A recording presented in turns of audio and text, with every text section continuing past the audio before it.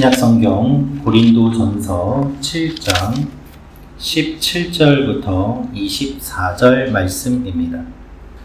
바울은 처음에 고린도 교회의 성도들이 서로 누구에게 세례받았는가로 다투는 문제에서 시작하여서 음행에 대한 이야기를 들었다 하며 고린도 교회 내에 있는 음행에 대한 내용까지도 이야기를 하였습니다. 그 이야기가 결혼과 연결되어서 음행을 하지 않기 위해서 하나님께서 결혼하게 하시고 또한 배우자를 귀하게 여길 것을 이야기하고 있습니다. 오늘 말씀은 그 이야기의 연장으로서 각 사람에게 나누어 주신 대로 하나님이 각 사람을 부르신 그대로 행하라고 이야기합니다.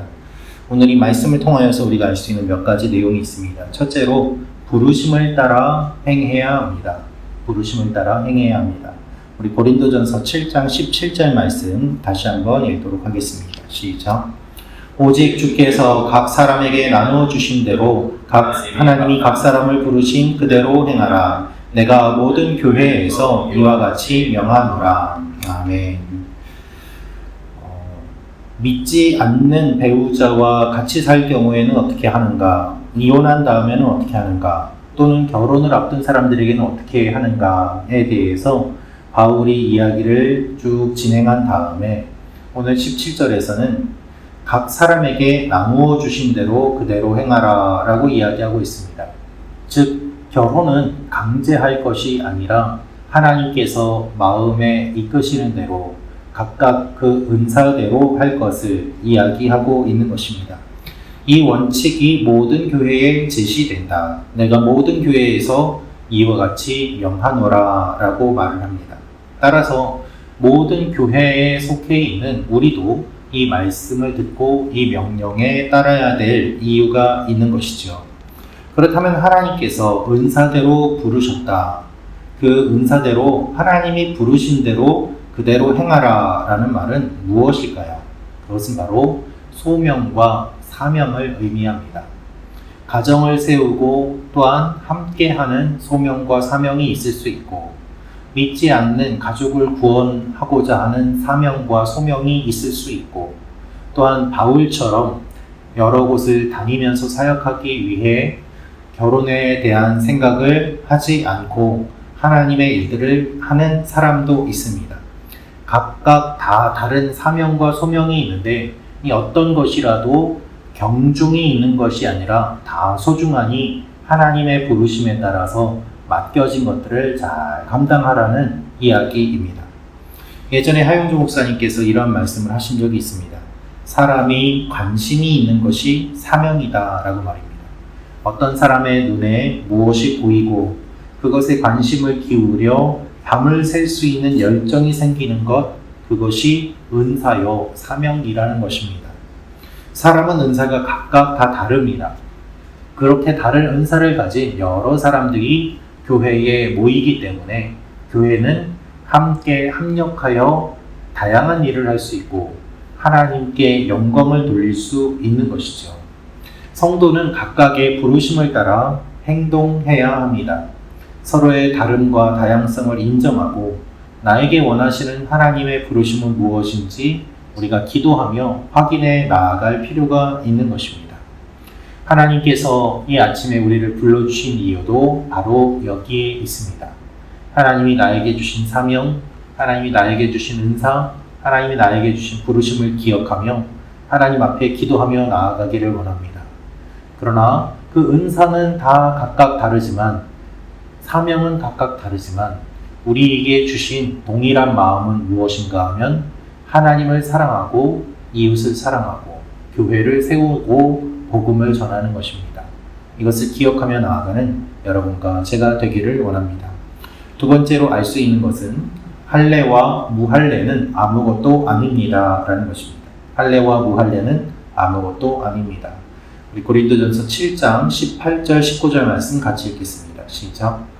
할례자로서 부르심을 받은 자가 있느냐 무할례자가 되지 말며 무할례자로 부르심을 받은 자가 있느냐 할례를 받지 말라.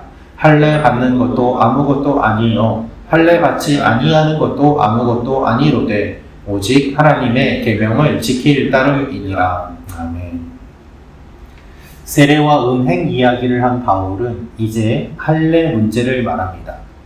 여러분, 이 내용들을 살펴보면은 고린도 교회 내에서 정말 다양한 원인과 이유로 다양한 분쟁이 있었음을 알 수 있습니다.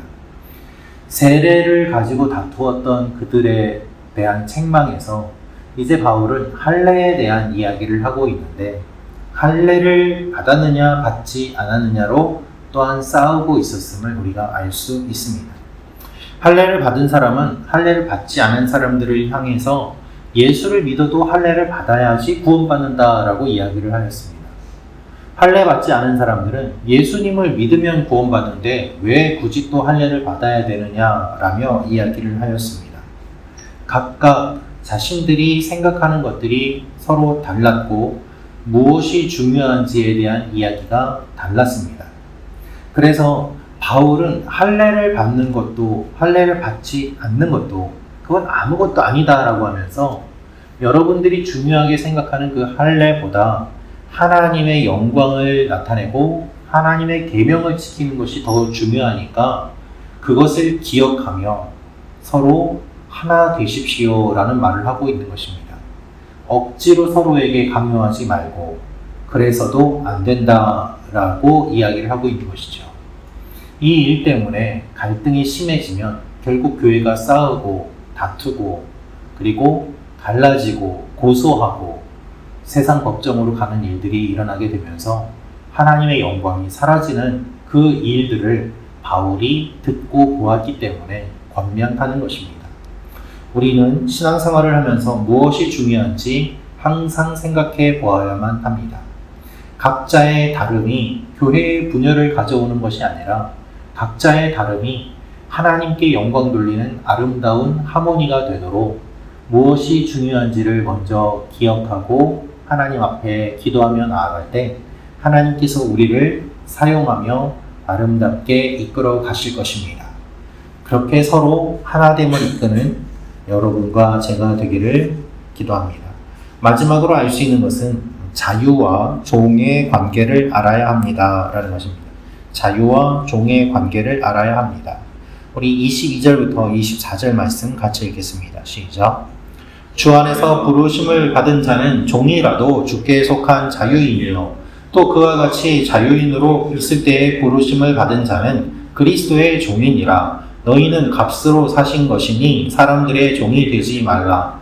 형제들아, 너희는 각각 부르심을 받은 그대로 하나님과 함께 거하라. 아멘. 고린도 교회 내의 문제 중에 하나는 종과 자유자의 문제였습니다. 교회 안에 예수님 믿는 사람들이 생겨났는데 종인 상태로 예수님을 믿으면 어떻게 되는가?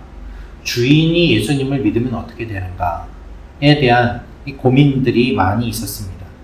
여러분, 종이었던 사람이 예수님을 믿으면 종에서 자유롭게 됩니까? 주인이 예수님을 믿는다고 그 종을 풀어줍니까? 그렇지 않습니다. 사회적으로는 종인 채 그대로 있지만 그 대신 주님 안에서 자유인이 된다고 이야기를 합니다. 반대로 주인도 마찬가지입니다. 주인에게는 무엇이라고 이야기하고 있습니까? 자유인, 즉 주인으로 부르심을 받은 자는 그리스도의 종인 것을 기억하라고 하면서 종은 자유인이 되고 자유인은 종이 되었음을 기억하며 서로를 사랑할 것을 바울이 이야기하고 있는 것입니다. 하나님의 교회에서 만민이 평등합니다.